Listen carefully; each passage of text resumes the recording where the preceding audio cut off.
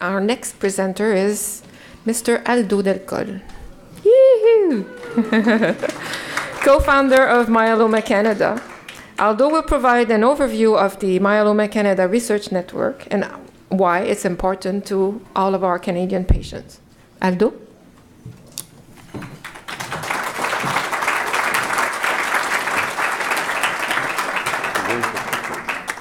The clicker? Yes. Yep. Well, good afternoon, everyone, and I want to thank all of you for coming here today. I also especially want to thank our wonderful presenters that have really, I think, enlightened us and motivated us. It certainly is a very exciting time in the world of myeloma, certainly a far cry from when I was diagnosed 14 years ago. So for those of you who are newly diagnosed, there's so much happening that it's incredible. You've heard a lot about the Myeloma Canada Research Network throughout the day. I'm going to spend a few minutes basically giving you a few highlights, what it's about, what it entails, and some of the clinical trials that we are currently working on. First of all, what is our mission? We've basically identified three main areas where the network would like to focus. Number one is to conduct innovative, made in Canada phase 2 clinical trials and translational research, to do this in a collaborative manner to improve patient outcomes in myeloma across Canada. Number two is to publish evidence-based and peer-reviewed consensus statements on the diagnosis and treatment of myeloma. And number three, as Dr. Venner explained this morning, a very important initiative is to develop a nationwide myeloma patient database. So what does the network look like? I have to say this map is already out of date because there is another center that has indicated interest in joining the network, and that's Kelowna in British Columbia. But we have, at last count, about 20 centers from coast to coast in 9 provinces that form part of the network. And this has really helped in the collaboration, in the sharing of information, understanding what the different centers are working on, so that we can all come together as a country and as a network to really advance clinical trials and improve patient outcomes.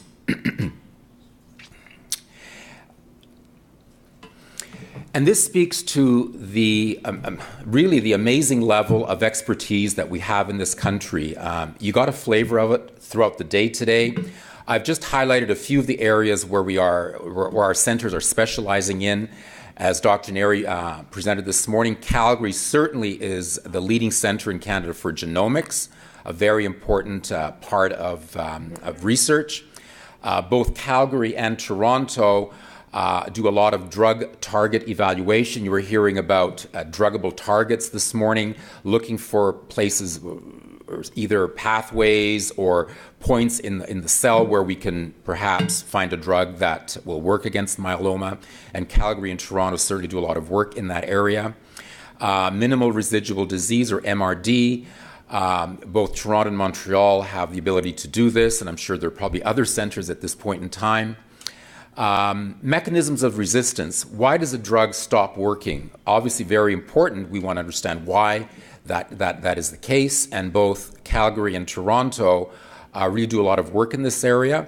In fact, a couple of years ago, Dr. Roger Tiedemann from the University of Toronto, Princess Margaret Hospital, published a paper on a mechanism of bortezomib resistance, which was really a breakthrough paper that really shed a lot of light on perhaps the reasons why patients become resistant to bortezomib. You heard this morning from Dr. Denis Claude Roy, the area of cell therapy. Certainly, Maisonneuve-Rosemont Hospital is a leader in Canada in that area. Immunotherapy, the high-risk disease area, Montreal again is leading the way. Dr. LeBlanc with his allogeneic trial and the work being done in Calgary. And of course, the patient database. And as Dr. Venner pointed out this morning, there are currently 12 centers involved in this project, being led by Edmonton and Toronto. So how do we get together every year? Well, we do get together quite frequently, actually, but as a total whole group, we get together once a year at the Scientific Roundtable. This was an idea of Dr. Reese's. We started it 7 years ago here in Montreal, and I remember the first year it was we had about 6, maybe 6 or 8 doctors that came, and we kind of started like sharing information on the kind of research they were doing. So it really initiated this annual conversation that now involves 70 to 75 people that come together for 2 days in Montreal, not just from Canada, from the US and Europe as well. So this has become the go-to myeloma event for our clinicians and researchers in Canada. And it's because of these annual meetings that we have developed this Myeloma Canada Research Network and fostered that collaboration that is so important.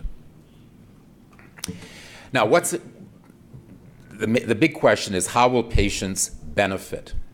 Well, speaking to Dr. Reese's point, it'll provide increased access to more trials in more centers across Canada. Because for some patients, and increasingly many more patients, as we become refractory to the current treatments, we will need access to new promising molecules. So the Myeloma Canada Research Network is looking to bring either new combinations to patients or new molecules that look promising to patients in Canada.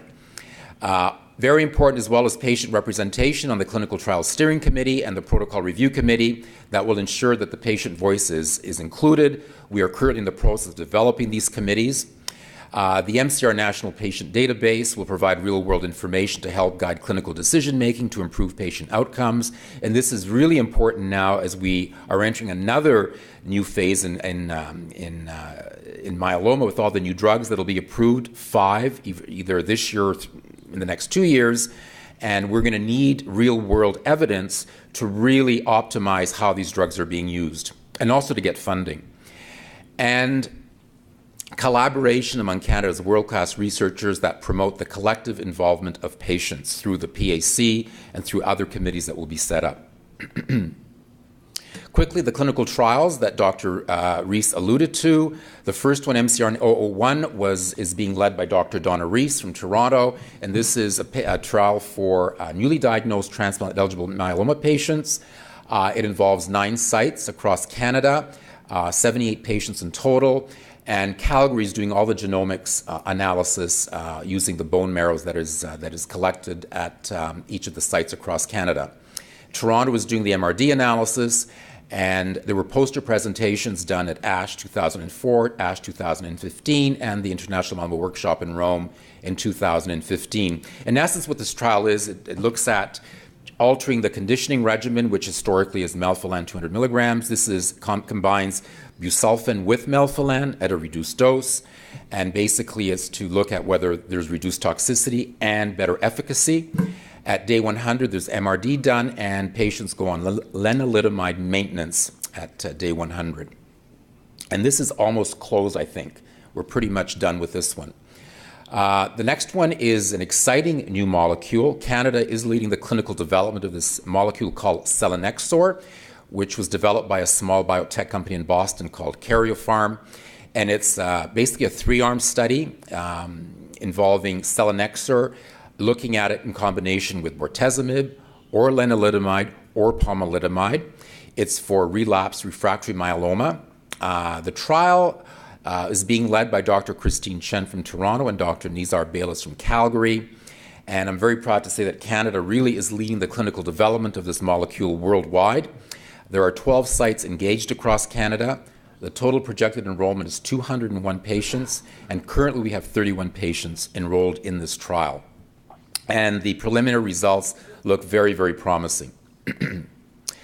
MCRN 003 is our most recent trial, and this is another made-in-Canada trial that's looking at this new drug, Kyprolis, or carfilzomib, which was approved by Health Canada in January, but it's approved with Revlimid and Dex. And as we know, that combination will be very, very expensive, probably $200,000 a year or plus. So this looks at high-dose weekly Kyprolis because it was approved as a twice-weekly dosing regimen. As we know, once a week is more convenient than twice a week. So it's looking at once a week Kyprolis, and instead of Revlimid, we're putting in a more, let's say, less expensive drug called cyclophosphamide with dexamethasone. To see how effective that is in terms of its comparing it to the KRD. It's for relapsed refractory myeloma. This trial was developed by Dr. Andrew Belch and Dr. Chris Venner from Edmonton. There are 10 sites, actually 14 sites wanted to be part of it, but due to budget constraints, we could only pick 10. A total of 76 patients. And this is being done in collaboration with the Canadian Cancer Trials Group out of Queen's University in Kingston. And I'm very happy to say that the first site activated 2 weeks ago was Hôtel Dieu in Quebec City. So that is terrific. And the other sites, of course, are going through their ethics review process, but that was really a record time. I think they got it open in 2 weeks after the trial was centrally activated. So kudos to Quebec City. Other trials in development, Dr. Seabag here in Montreal is working on a daratumumab trial with pomalidomide and cyclophosphamide, that's MCRN 004. Dr. Victor Cepeda in Calgary is working on a trial with, well, it keeps changing, but the last I heard was with ixazomib and a PD-L1 inhibitor, I believe. And Dr. Cucretti in Toronto is also working on a trial with another PD-L1 inhibitor, I believe. So we're really looking at bringing these exciting new molecules through Canadian-made trials to Canadian patients across the country. And before I conclude, I just wanted again to emphasize the fact that what we're trying to do is go us into the smaller centers like the Kelowna, Sault Ste. Marie, St. John's, Newfoundland. Historically, these small centers have not had that many myeloma trials. So now we're faced with a very good situation where we have many more myeloma trials, so we actually need more patients, and there's an unmet need in these smaller centers across Canada to have these trials available to their patients. So that's really what the MCRN is about, is bringing together the collaborative efforts of our world-class researchers and bringing more of these exciting new molecules to more patients, to more centers across Canada. So thank you very much for your attention.